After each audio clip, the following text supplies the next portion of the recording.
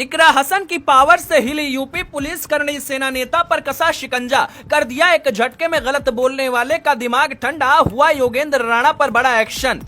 करनी सेना का नेता इकरा को हल्के में लेने की कर रहा था भूल, अब पुलिस कह रही है तुम्हें बताते हैं क्या होता है कबूल। इकरा ने कैसे सिस्टम को हिलाया। इकरा हसन से निकाह की ख्वाहिश रखने वाले नेता पर ऐसा डंडा चला जिसने योगेंद्र राणा की नींद उड़ा दी। योगेंद्र ने सोचा भी नहीं होगा कि विवादित बोल गले की हड्डी बन जाएगा, मगर अब जब पावर दिखी तो न दिन न रात हर समय सिर्फ बेचैनी है। जी हाँ, हैरान करने वाली बात नहीं है, क्योंकि इकरा हसन की पावर देख अब यूपी पुलिस भी हिल गई है और करनी सेना के नेता की गिरफ्तारी के लिए दबिश दे रही है। खबरों की माने तो मुरादाबाद पुलिस फुल एक्शन में है। बताया जा रहा है कि जल्द ही योगेंद्र राणा की गिरफ्तारी हो सकती है। बता दें कि इस मामले में सपा चीफ अखिलेश यादव से लेकर सपा के कद्दावर नेताओं ने आवाज उठाई थी, जिसके चलते अब योगेंद्र राणा की हालत खस्ता हो गई है।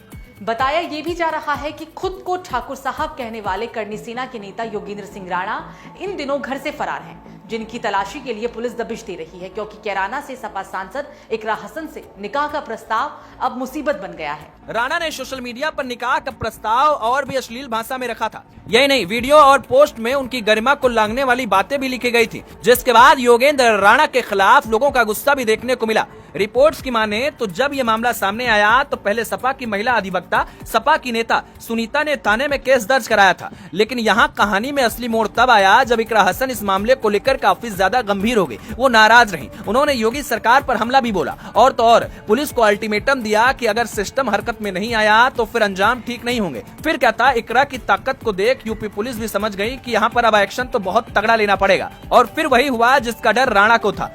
जी हाँ, कटघर थाना पुलिस ने ठगी और अभद्रता दोनों मामले में मुकदमा दर्ज किया और अब आलम यह है कि आरोपी के शस्त्र लाइसेंस को भी निरस्त करने की तैयारी तेज कर दी गई है और रिपोर्ट भेज दी गई है। खबरों की माने तो इकरा हसन पर की गई अश्लील टिप्पणी तो बस एक शुरुआत थी, लेकिन पुलिस रिकॉर्ड खंगालते ही सामने आया कि योगेंद्र सिंह राणा पहले से ही कई मामलों में संदिग्ध है। ताजा मामला ठगी का है, जहां पीतल नगरी निवासी सुमित ने उस पर 9 लाख रुपए की धोखाधड़ी का आरोप लगाया है।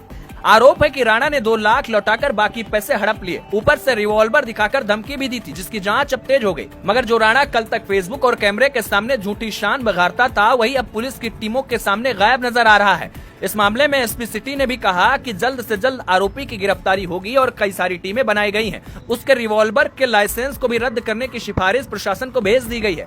यानी एक सांसद की गरिमा से टकराना अब नेता को पूरे सिस्टम से टकराना पड़ गया है और इस सिस्टम से उसकी आंखें खुल रही होंगी और वो पछता रहा होगा कि ऐसा अब दोबारा नहीं बोलना है। मगर आपको बताएं कि अब सोशल मीडिया पर भी एक अजीब सा ट्रेंड दिख रहा है। एक तरफ है सपा सांसद इकरा हसन, जो पढ़ी लिखी, तेज तरार और जनभावना के प्रतीक बन गई हैं, वहीं दूसरी तरफ एक ऐसा तथाकथित नेता जो महिलाओं पर टिप्पणी करता है। जनता अब साफ साफ देख रही है कि कौन क्या कर रहा है और हर कोई कह रहा है कि ऐसी सजा इस बार राणा को मिलनी चाहिए, ताकि वो इकरा हसन क्या किसी भी महिला के प्रति ऐसी भाषा का इस्तेमाल न कर सके।